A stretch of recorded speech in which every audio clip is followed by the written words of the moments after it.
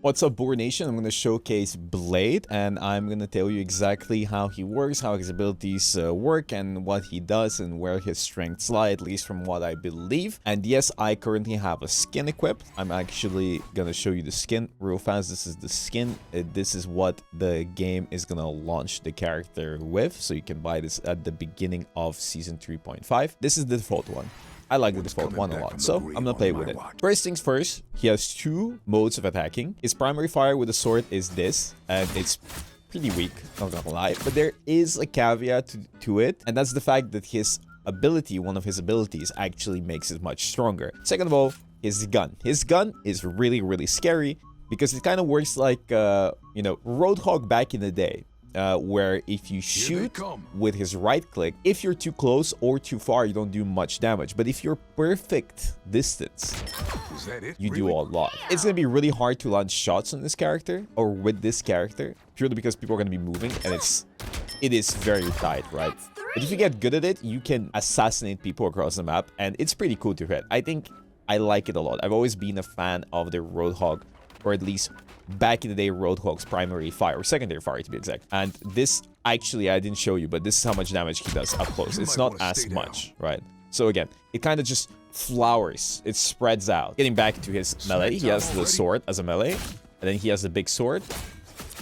And the melee button doesn't do much. But moving on, he has a right click, or his secondary fire is a block ability, and the block ability is actually quite cool. I've tested it yesterday with my friend Jimbo. Shout out to that guy. So he also has a secondary, and the secondary is a block. It's not a parry like I first thought, but it does block 80% of the damage, I'm pretty sure. I calculated it. It might be wrong, but I think it's around 80% of all incoming damage because you can survive any ultimate in the game. And there's another thing to it. The first 0.5 seconds are kind of like a perfect parry in the sense that it doesn't block all the damage, but you can block stunts.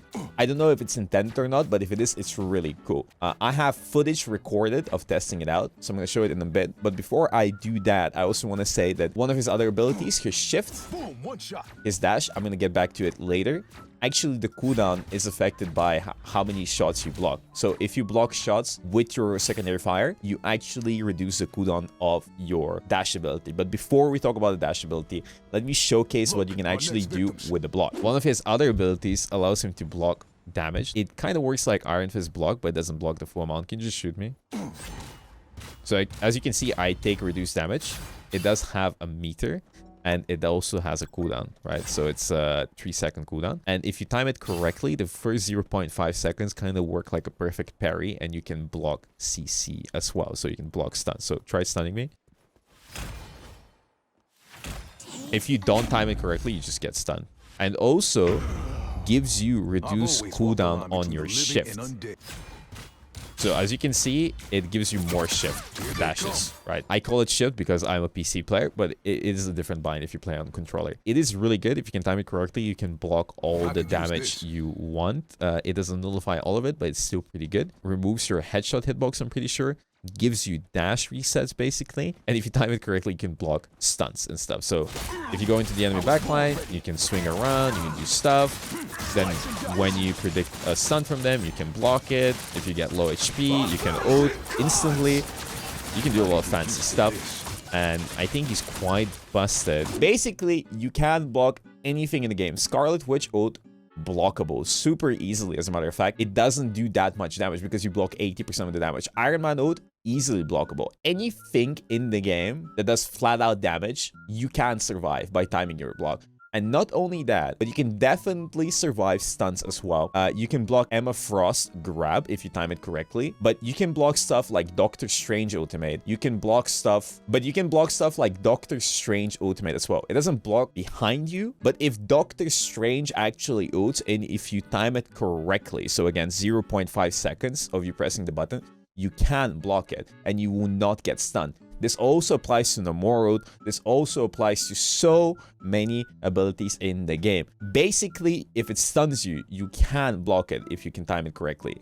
There are probably some exceptions, but this is a really strong ability and it rewards perfect timing. So I'm pretty happy with that. I always enjoy abilities that reward good skill. So that's a plus. I like the ability. I also like that if you block shots, it reduces your dash. So there's some counterplay from enemies. The enemies can actually, you know, not shoot you instead of just giving you more dashes. And now let's get into the actual dash. So the dash is very fun because it has two modes. You have the dash for when you have the gun out, and this is a really strong one. So dash in, and this little effect of the health bar, it actually reduces the healing that these characters receive. So let me kill Luna Snow.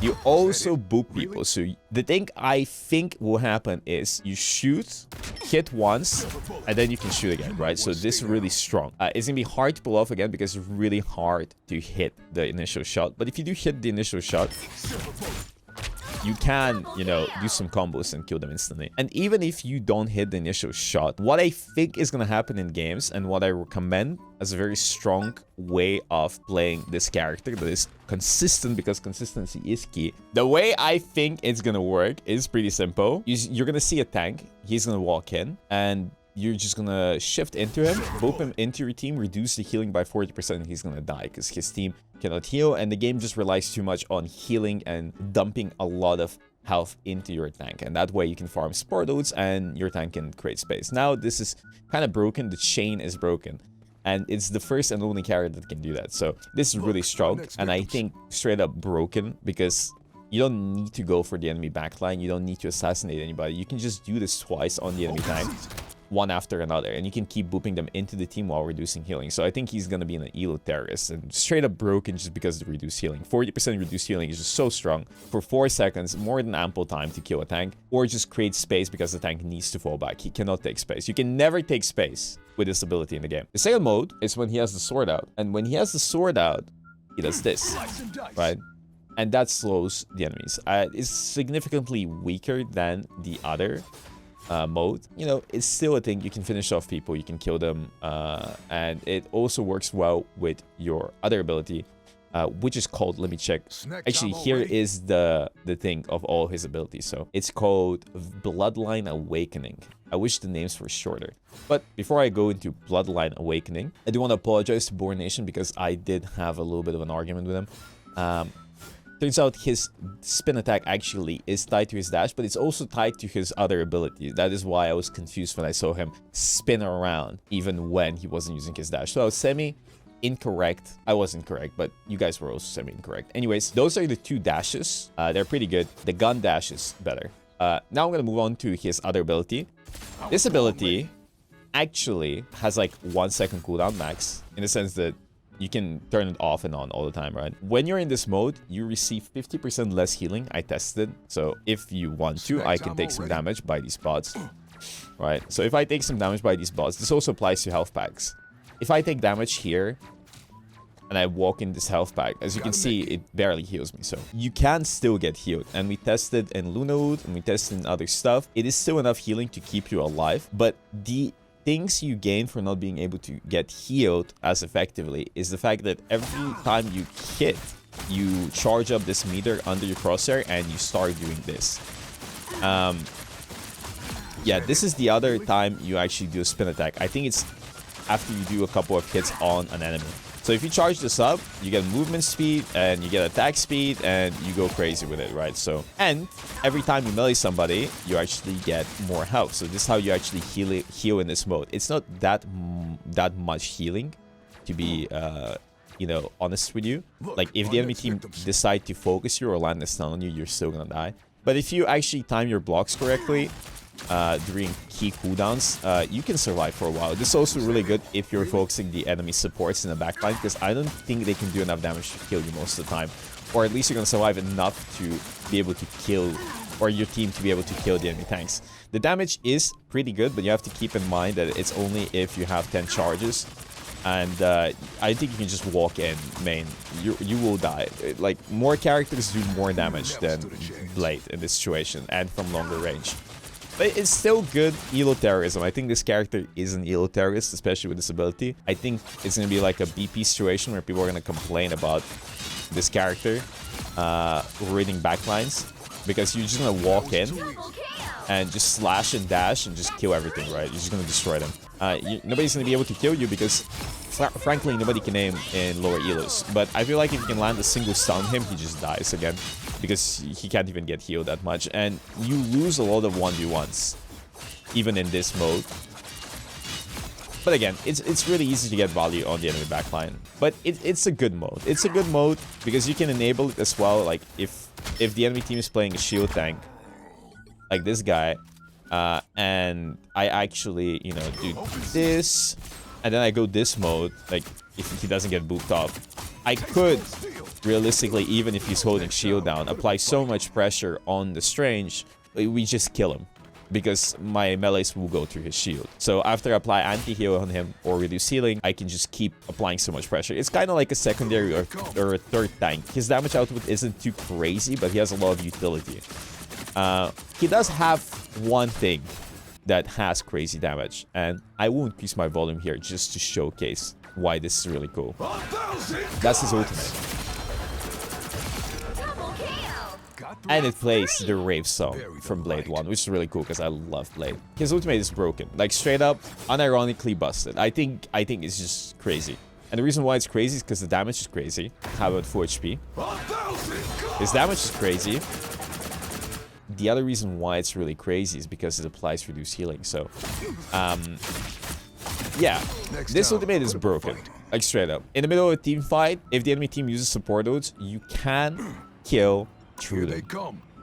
Consistently, mind you, because Invisible Woman does not do enough healing with the reduced healing to actually make her survive, especially if the enemy team is all focusing you. It's gonna be super easy to kill Invisible Woman. Rocket Raccoon is absolutely getting fried. He's gonna be devoured by this ultimate. I tested multiple times. It's so easy to kill him with this ultimate. He dies in milliseconds. So Rocket Raccoon, once again, just has another counter. Phoenix counters him, Blade ult counters him, Rocket players in Shambos, right? And also, you can easily counter Ultron.